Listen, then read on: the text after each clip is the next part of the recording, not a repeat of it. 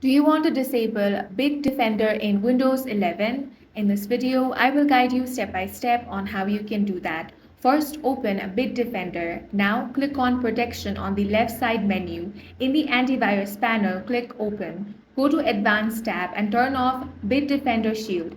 Choose to disable it permanently or until system restart and press OK. Go to Settings tab and turn off the following: Scan CD and DVD, scan flash drives, scan map network drives.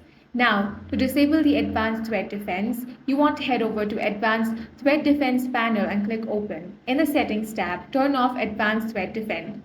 In the Online Threat Prevention panel, click Settings. Turn off the following: Web Protection, Search Advisor, Encrypted Web Scan, Fraud Protection, Phishing Protection, Network Protection, and Email Protection.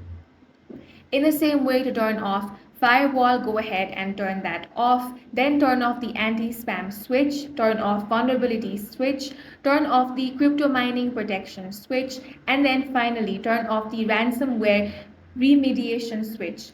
Once you do that, you have successfully disabled BitDefender in Windows 11, and that's all for this video. If you found it useful, make sure to hit the like button and subscribe for more videos like this.